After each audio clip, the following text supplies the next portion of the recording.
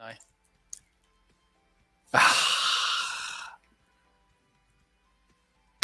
All right, you don't even see.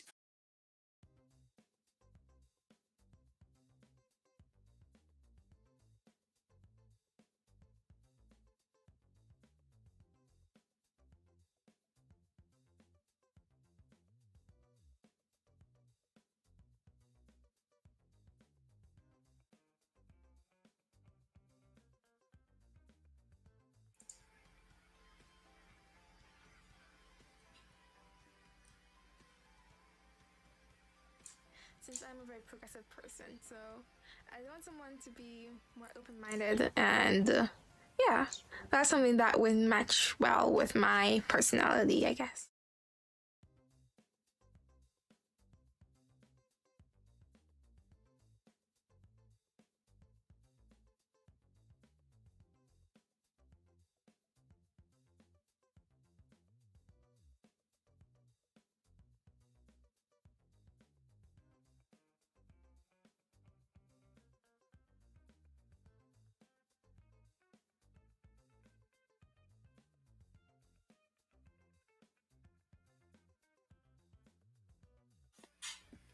Oh, oh my goodness.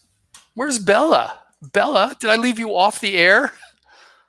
Hang on a second. I'm going to put you on the air. It's just not the same thing without you. There we go. Oh, Yay. hello. Welcome to the world. Hello, world. Hey, everybody. Welcome back once again to QOTD, the Question of the Day show. And this is the show where it's kind of a game show starring you. So think about that for a second. I like to think of ourselves as being the future of television, but maybe we're just some goofy game you play on your phone. But very briefly, here's how the game works. All week, we're putting up questions of the day. There are 6 different questions. We do them on Saturday, Sunday, Monday, Tuesday, Wednesday, Thursday. I think that came up to 6. And then you guys answer, and then everybody votes and applauds for the videos that they like the best. The ones that get the most votes appear in this show, the big show, and then we vote again. And the winners here today win a couple of different prizes. If you win the best answer to one question, well, that's $25. And if you win the best answer overall, the best of all 6, that's 100 smackaroos, and that is not bad for 30 seconds of saying something smart. So better than working, right? Yeah, I'd say. I'm just going to jump in. Okay. Are you ready? I'm so ready. Okay. Question number 1. Books. If. What is the book? Here's what I'm waiting for. What is the book that has had the most influence on your life, book or movie, that you really think has kind of shaped who you are, or maybe changed the course of your life? For me, there's zillions of them. Oh my God. But Countless. yeah, I'm a bookie. I'm a regular bookie. I feel like there's no one book or movie that well, I guess. No, fair point. We are sort of a conglomerate of many ideas. Yeah. But, and thank goodness we have these ideas from all throughout history in the form of little pieces of paper sliced very thin to draw from. Yeah. Imagine if all you had to do was listen to your folks or your friends. Horrible. Nothing personal, guys. But yeah, no, we have all these things, and some of them are really smart, and some of them are really dumb but influential nonetheless. But yeah, no, but I agree with you. It's a bunch, but you got to pick one because it's a game show. I would say Harry Potter just because it was a fun read. I think they're all going to be sideways, darn it. It's okay. The newest Joker really speaks a lot to mental health and how those around you can really play a difference in how you handle that. All right. This might sound a little corny, but I was most influenced as a child by Legally Blonde. I saw a young girl pursuing her dreams and was like, I want to do that. I want to be a lawyer. I want to go to Harvard. I want to do all these things and do what, the men tell me I can't do. And then I realized when I was in my teens that I didn't want to be a lawyer and I didn't want to go to Harvard. I wanted to be Reese Witherspoon and I wanted to be an actor. So that was a hard realization for my father to face, that I wasn't going to be making a lot of money. But that movie was very inspirational for me because I was able to finally see a girl in a place of power who was just like, yes, I'm going to do what I want to do and I don't care what everybody else says. That's a really good answer. I hear a lot of people say that. Yeah. I guess even the silly comedies have a lot to offer us. Yeah. I would say Douglas Copeland's Life After God. It kind of puts perspective on things as you read it.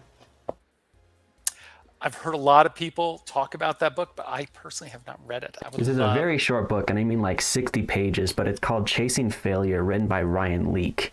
He's somebody who I've admired for a few years now, but what he did essentially said, if what everyone has in common is failure, successful or unsuccessful people, then we might as well run directly toward what that thing that is that scares us the most.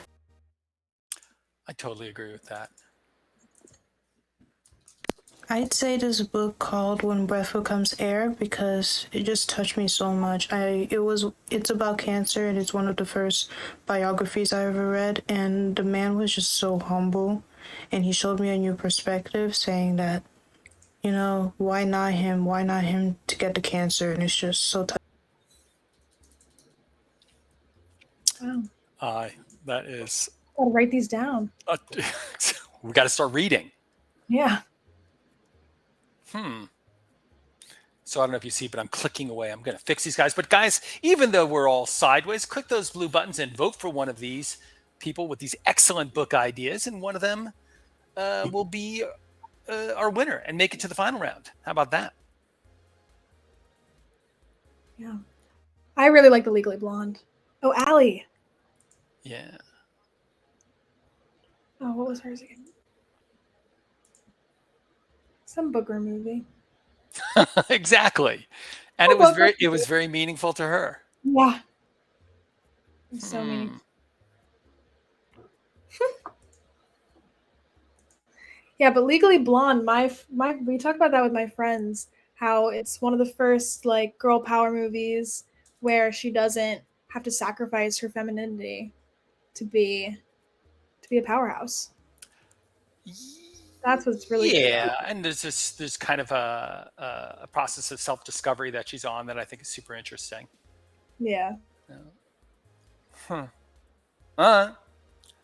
Allie, congratulations. You are making it to the finals. Let's move on to our next question. This is QOTD number 14, which, as we all know, is if you could spend 3 hours in the kitchen with anyone, living or dead, who would it be? And I think it's a kind of a funny question because, like, why the kitchen?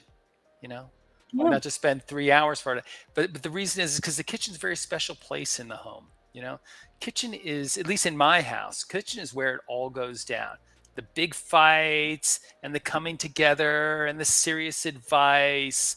It's going on in the kitchen. It's not going on in the living room because we're watching sports, right? It's the kitchen, and then there's all this hominess that's going on there too, where, we're having food to sustain us and maybe coffee or a glass of wine. It's a great question. Yeah. So it puts a kind of a spin on the idea of who would you like to spend 3 hours with and sort of learn from and share with. And maybe they're a chef or maybe not. Maybe it's a relative. But we want to hear what you guys have to say. This is what people had to say this week, but you guys can still answer this question by clicking the orange button. I got to go with the chef from Ratatouille. I believe his name is Gustavo. Unfortunately, he passed away, leaving only his son Linguini. But, I think his message, anyone can cook, is really important. And I think he could show me a thing or two. That's a good one. No doubt.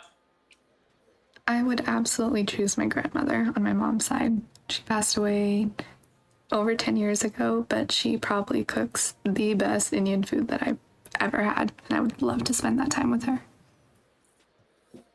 Yeah. I feel like that's what I would pick too. Grandmother. I would have to say I would really like Ina Garten. I think we would make great cocktails together, and I think it would just be a lot of fun. She's hilarious, and I love her popped collars. You know, after I saw this one, I actually took the time to go to YouTube and like watch some of her stuff. Yeah, I'm unfamiliar. And she's pretty awesome. Yeah, no, she's funny and homey and Hands preppy. down, I would spend my 2 hours with my mom. She passed away 10 years ago, but was a wonderful cook and baker, especially. And I have a giant sweet tooth, so making things from her recipe book, albeit not as well as she did, bring me back to my childhood and really good memories with her. So that would be just an incredible 2 hours. Oh, that's sweet.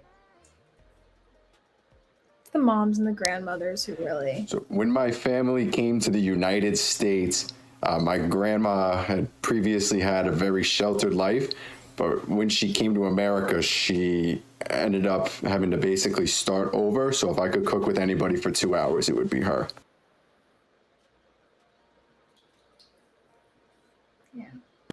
So I would choose Gordon Ramsay because he's from Scotland like I am, and it would definitely be a steak and french fries. It's got to be that.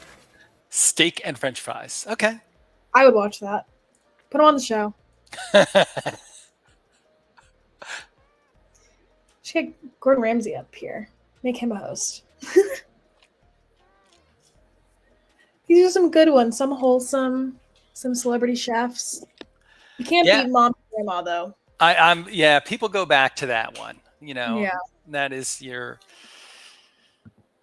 Yeah, I would do that. My grandmother, I haven't seen her in 50 years, but I still remember, you know, sweet and sour meatballs. Yeah, she used to make these crazy meatballs with raisins in them. I know. Wow. I know.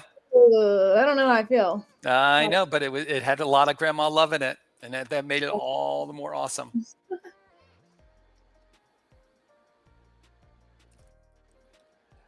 Awesome. Okay. It's $125. Yeah. Go get some groceries. Have a cooking night in. Yeah.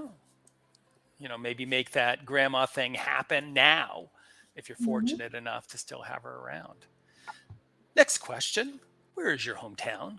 And what do you miss the most about it? Or maybe what is it that you miss the least about it? What are the things that you're happy that you have fled wherever it is that you're from? But yeah, no, hometowns, everybody's got one. It's always mixed feelings. Yeah. Yeah, you love it, but you get ready to leave once you're 18, but then you get nostalgic for it. I think that's a cycle that everybody goes through. You know, it's like you hit this like time in your life of adventurousness, and it's just like, I gotta go shake the dust of this town off my feet and like bolt. And then later on, you kind of come back home. Yeah. You want to come back home and kind of see your people. I think it's a biological imperative. Oh, 100%. You know, no, there was, well, I'll share it, but my daughter's an anthropologist and was talking about the grandma factor as a biological advantage. You know, currently I'm in Los Angeles, but my hometown is back in New Jersey. And I guess the thing I miss most about it is snow. I haven't seen snowfall in about 3 years since I got to college. And that's definitely a really nice thing in the winter, be able to go out, build a snowman, go sledding. So definitely miss that. I agree. I'm in the same predicament. You miss it. I miss My hometown is Los Angeles. I still live here, so not missing too much. But there's one thing that I do like about it is the beach. It's a great place to go any day and have just a nice day. I think Craig's missing the snow but doesn't know it. Yeah. He hasn't even seen it. Yeah. My but I've been to hometown Oxnard. is the Bronx, New York. I'm living in upstate New York right now, and the main difference between the two is the late night food. I miss going out at 2 a.m. to get a chimichurri from the truck, or, go downtown and have dinner at 11 p.m. It was. That is such a New York thing. Yeah. I'm with you. Where are the diners? That's what I want to know. Yeah. Do you have them out in California? Well, my hometown towns in Europe, and I loved it. Thatch roofed houses, and a small movie theater that served food while you sat around round tables. That's all the rage now. That was happening a long time ago for me. Yeah. Everything old is new again. I want to do that. I'm going to visit. And when he was young, he was probably like, from "This is New so Orleans, something stupid." I really miss is the cooking and the people. Like being from New Orleans is one of those things. You love the Cajun and the Creole cooking. So if you don't miss that, something is wrong with you. Yeah. I mean, I miss it, and I'm not even from there. I'm missing it right now. I'm from Cumming, Georgia, which is like a super boring suburb, and there isn't a lot to do there. But I do miss getting to pick up my friends and drive around aimlessly, or walk around the Walmart, or go to Wahoo at 2 a.m. I really miss when that was my idea of a fun night. Going to the Wahoo. Yeah. Well, that is in the end the thing that we miss the most is friends and family. Everything else is just sideways. It's just sideways. Life is sideways. Life is sideways. Life is sideways. I don't know if you've ever seen that movie, Back to Books and Movies That Change Our Lives. Sideways is a great movie. I don't know if you've ever seen it. I haven't seen it. What's it about? It's about wine, but it's more than about wine. It's a great, great, great movie. Parker. But I don't want to get too far off this. Parker, congratulations. $25 for getting the most votes for saying amazing things about her boring but amazing hometown. Tell you, the more boring, the better. Yeah, the more boring, the more you miss it later. You always want to get out, and then you're like, oh, I miss the quaint and the familiarity. You can come back. I'm telling you, that's nature speaking to you. But yeah, no, and you know what? You don't have to make your hometown the one that you were born to. You get to pick your hometown, I think. There you go. Moving on to our very next question. This is question number 4. Here's a new one. If you were a celebrity kid, who would you want your parents to be? Bella, what inspired you to write this question? Were you thinking about somebody in particular? I was thinking about Maya Hawke and I don't know. I would love Uma Thurman to be my mom, or yeah, I think that's who inspired me. I was watching Stranger Things. I was thinking about Maya Hawke. Do you know there's a bunch of other ones. What? Oh, celebrity? There's some. Well, of course, every celebrity's got at least one, or sometimes more. Yeah. But yeah, are you friends with any celebrity kids? No. Should make some though. Should scout them out. Well, listen, you live in California. There got to be a million of celebrities around there, right? Yeah. Yeah. No. Not I. But I have all funny stories about bumping into celebrities. Mm-hmm. I choose Dwayne Johnson and Kevin Hart because I want to be a filmmaker, and I could choose Martin Scorsese or Steven Spielberg, but I probably wouldn't get along with them. We'd probably bicker. But Dwayne Johnson, I could chill with that guy. I could chill with Kevin Hart. Oh yeah, me and my gay parents. That'd be chill. They were in Jumanji together, right? Yeah. Maybe they, had a. To be honest, I don't know what nepotism is, but I would love for Ariana Grande to be my mom.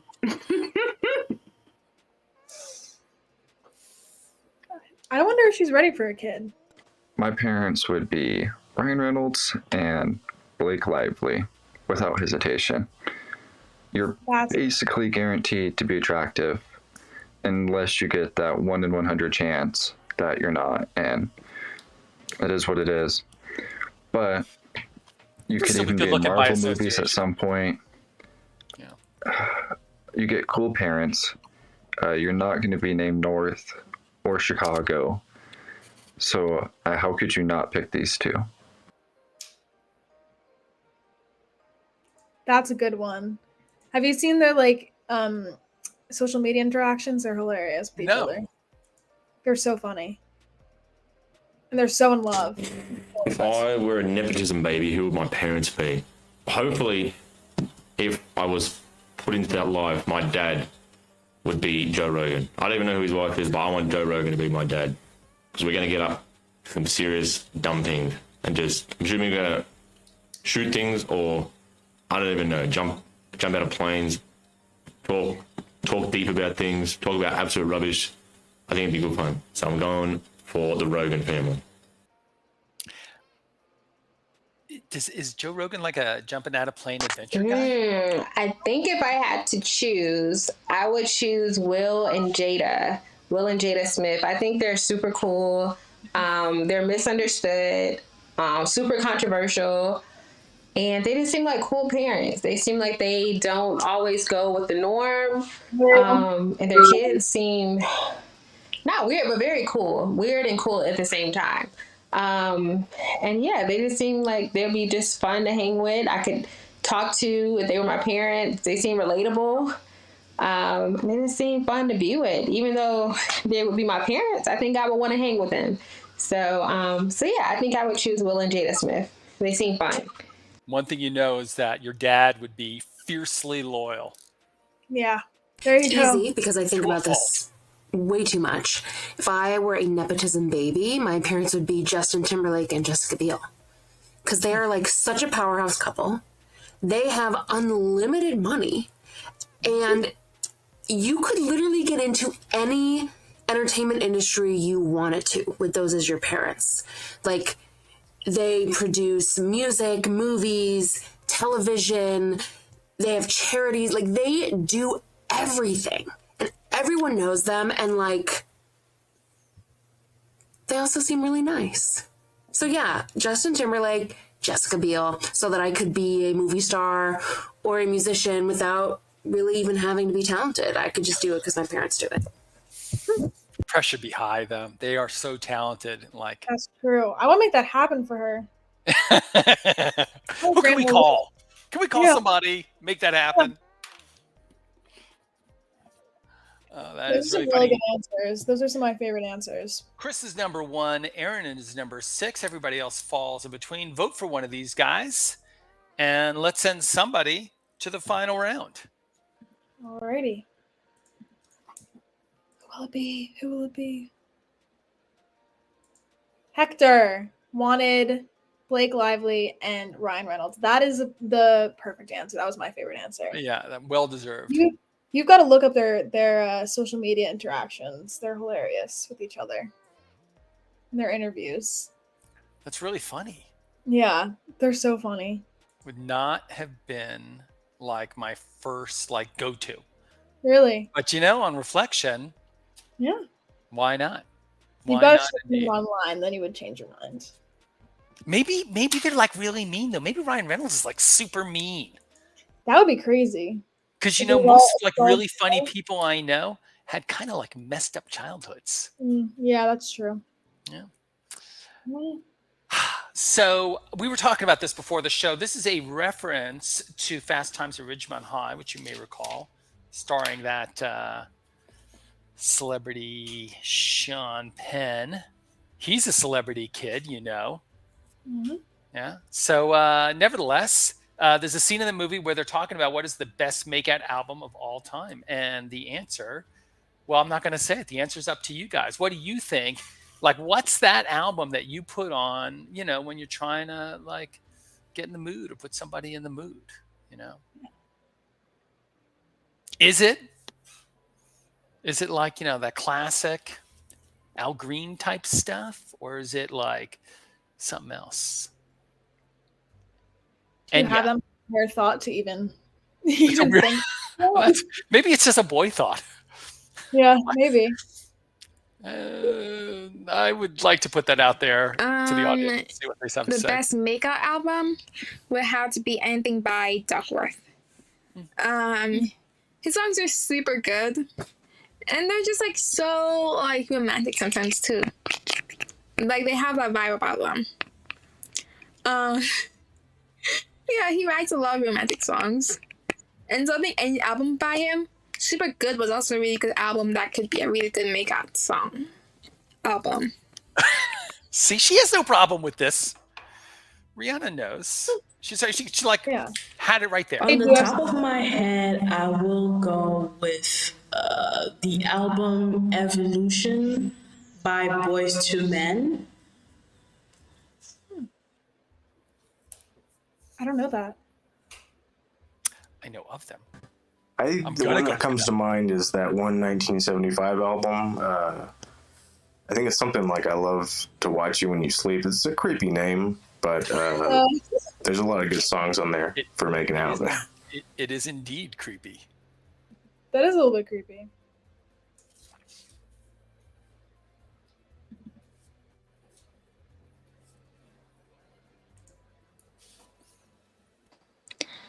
So 10 out of 10, it's hard to find an album because I feel like you need a mix of everything. But I would say Wildest Dreams by Maj Jordan. I don't know if I'm saying his name right, but he's done a couple songs with Drake too, and he's got a good style. But I hear you. You need the old fashioned cassette mixtape. The best makeout album of all time is Montero, Lil Nas X. It just is. I really don't even know why. I have to explain why. I think if you listen to it in order, you'll feel a lot of things. If you make out to it, you'll also feel a lot of things, and you'll understand. Montero. That's so funny. Maybe strong recommendation. Yeah, that's a passionate. In my opinion, the best makeout album of all time is Blonde by Frank Ocean. But you really can't go wrong with any Frank Ocean or The Weeknd album. Okay. So Alan says Frank Ocean. Frank Ocean is a good default. If you're ever stuck.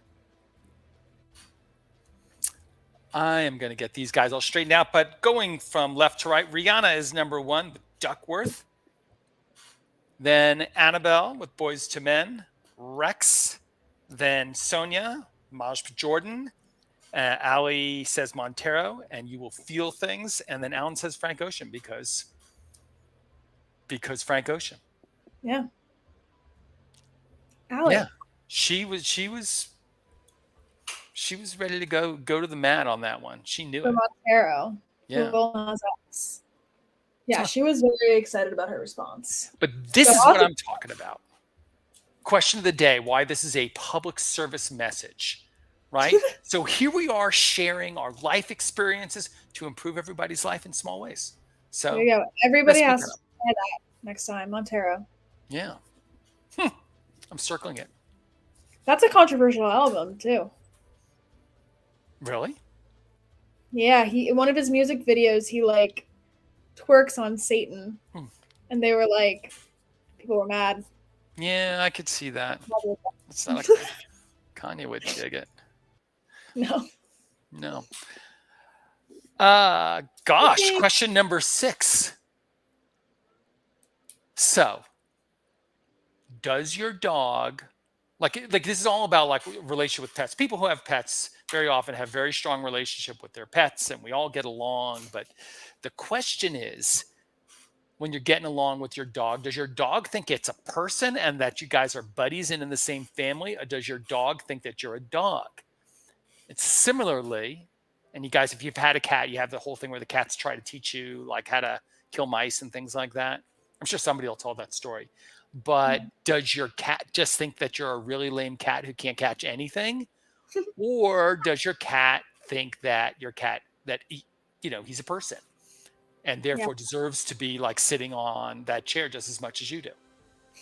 Shedding. Yeah, I think cats really think that we're dumb.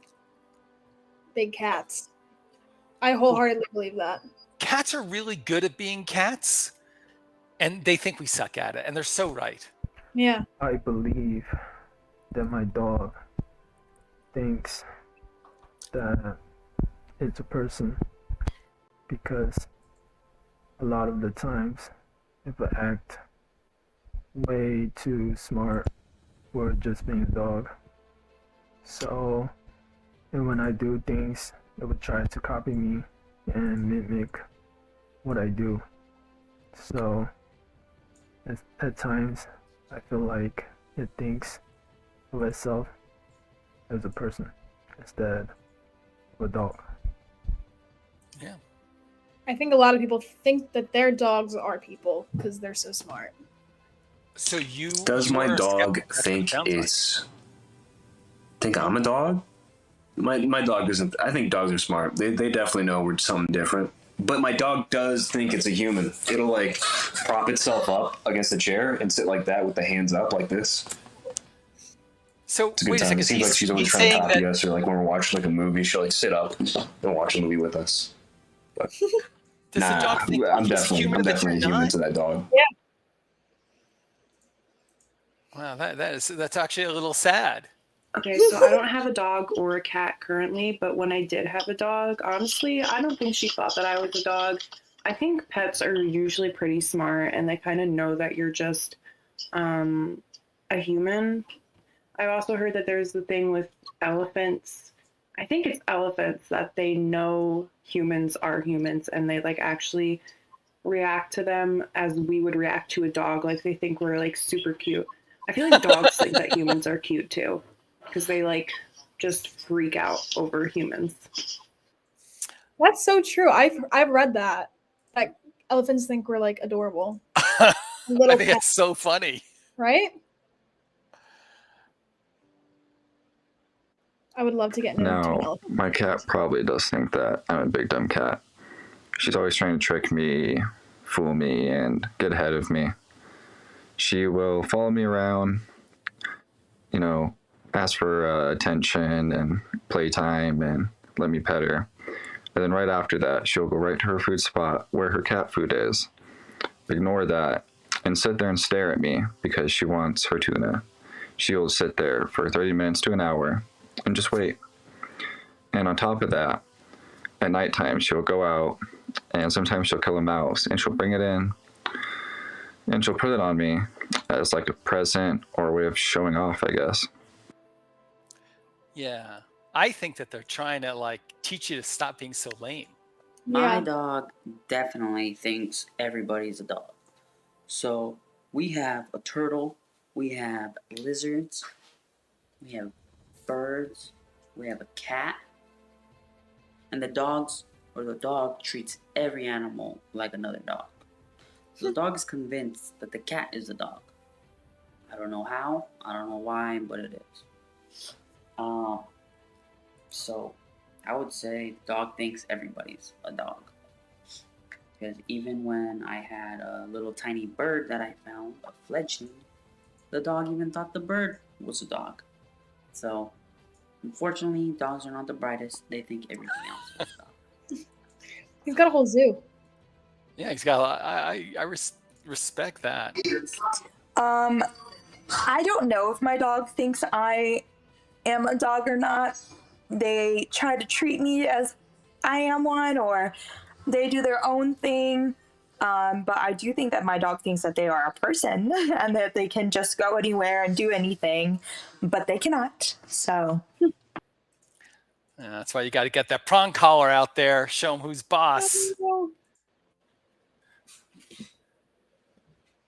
So now is the time to vote. This is the final question. So this is going to be the final entrant. Number 1 is Wei. Number 6 is Shiv. And click on one of these guys and let's send them to the finals for their amazing stories and opinions about what their pets are really thinking, because nobody really knows. Yeah, I don't know if we even reached a general consensus. Chris. Yeah, Chris's dog thinks he's a human. He started off with a different opinion. He was like saying that his dog doesn't think that he's a person. His dog doesn't think that his dog thinks that Chris is a dog, but the dog thinks the dog is a human. And so therefore they reverse positions there in their house. Yeah. The movie Up, you ever see that one, the cartoon? Yeah. The guy's house gets lifted up by a balloon and then they go and the dogs all talk because they have little. Yeah. That's what I imagine like my dog is thinking about all the time. He's like thinking like deep thoughts, and then all of a sudden, squirrel. Okay, yeah. Yeah. I think my dog definitely is thinking over there. Yeah. I don't know what about. I don't know if it's really anything, but he's like going, well, wait, if we had 2 quarks and we ran them together at the speed of light, we could travel through time. I don't know. They got all day to think about stuff. Maybe they're thinking like really big thoughts. Oh, I hope so. So this is the winner's round. So fingers crossed. of all the people who ran, who had their prompts before, we're going to go through and just kind of recap the winners from each round, and then we'll have a final vote, and whoever it is that wins gets $100. And that is why we are here. It's for the big prize. Wow. Yeah. I know. Big Books or movies or kitchen delight. The newest Joker really speaks a lot to mental health and how those around you can really play a difference in how you handle that. Another genius Joaquin Phoenix role. Allie's answering the question, what book or movie I would absolutely changed life? choose my grandmother on my mom's side. She passed away over 10 years ago, but she probably cooks the best Indian food that I've ever had, and I would love to spend that time with her. Irvy's answering the question, if you could spend 3 hours in the kitchen with anybody, who would it be? And she I'm says from Cumming, Georgia, which is like a super boring suburb, and there isn't a lot to do there. But I do miss getting to pick up my friends and drive around aimlessly or walk around the Walmart or go to Wahoo at 2 a.m. I really miss when that was my idea of a fun night. Every time she says the word Wahoo, I laugh. Parker's telling us what she misses about her hometown. My parents would be Ryan Reynolds and Blake Lively, without hesitation. You're basically guaranteed to be attractive unless you get that 1 in 100 chance that you're not, and it is what it is. But you could even be in Marvel movies at some point. You get cool parents. You're not going to be named North or Chicago. So how could you not pick these two? Hector's real name is 11. Makes a That's good why he's argument. so bitter. Yeah, Hector's telling us about if you could be a The celebrity best kid. makeout album of all time is Montero, Lil Nas X. It just is. I really don't even know why I have to explain why. I think if you listen to it in order, you'll feel a lot of things. If you make out to it, you'll also feel a lot of things, and you'll understand. Montero. All right, Allie. Allie's telling us what's the best makeout album of all time. Helpful. Does my dog think I'm a dog? My dog doesn't. I think dogs are smart. They definitely know we're something different. But my dog does think it's a human. It'll like prop itself up against a chair and sit like that with the hands up like this. It's a good time. It seems like she's always trying to copy us, or like when we're watching like a movie, she'll like sit up and watch a movie with us. But Okay, nah, so I misunderstood. I'm definitely a human to that dog. So Chris thinks that his dog thinks he's a human, but his dog also thinks that the dog is a human. Of course, there isn't a human pack. Why would he be anything but a human? Guys, it's time to vote. Number 1 is Allie, best makeout album of all time. Number 6 is Chris, whose dog thinks that he's a human. And vote for one of these guys so that they can win the big prize. Make it to nothing. Make it to $100 richer is what they're going to make it to. Yeah. This could be you next week, so pay attention. But for now, click on a blue button, and then we'll explain the mechanics of it so that you guys can be on the air yourselves next week. You can start working right after the show. Yeah. These are some good answers. These are some of my favorite questions this week. It was a big one. Parker misses the simpler times. Yeah, no, she wants to go like you ever go to the little hometown in Disney World or Disneyland? Yeah. Yeah, whatever it is, hometown. That's what I think that her thing is. She go to the Wahoo, and the barbershop quartet would be there, or something like that. Walk around Walmart. It's the simple things. Yeah, really. Yeah.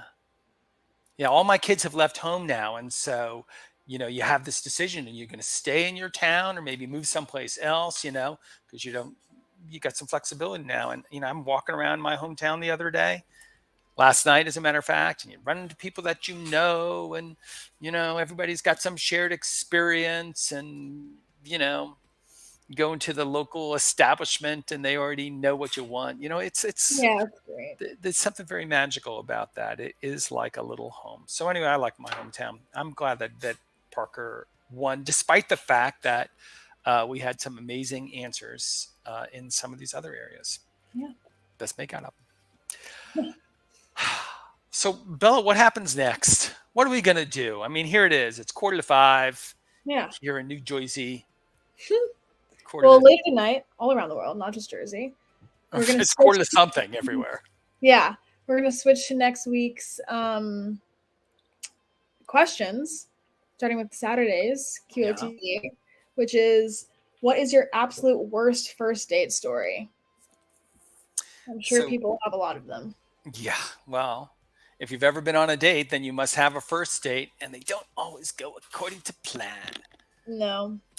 Sometimes they don't go according to plan, but that doesn't mean it doesn't work out. But we still want to hear. Yeah. No, I remember my first date. Susie, if you're watching, you're the greatest. My first date went great. But I suppose that there must be a worse first date story out there too. I guess we all have that. But so the way that it works is that question, along with some other questions, just, to kind of keep things rolling, we'll start playing in about 15. Oh, sorry. We'll start playing in a few hours. We're gonna keep running this week's questions so that everybody can see them and add their own answers. And then, what was that? And then you can answer that question, and then that question and those answers will play all week, so you can invite your friends in to vote for you, so that you can make it into the finals. And so we get a new question today for tomorrow. Yep. That's Saturday's question. Then we have a new question on Sunday. So then you'll have 2. Then we'll have a new question on Monday, and you'll have 3. You guys get the picture? And so by the time that we get around to Friday, there's 6 questions out there. You're wondering why? It's because we do Thursday and Friday. We do the same questions with all 6, so that everybody has a chance to get in and really vote and record and really hammer down on those questions.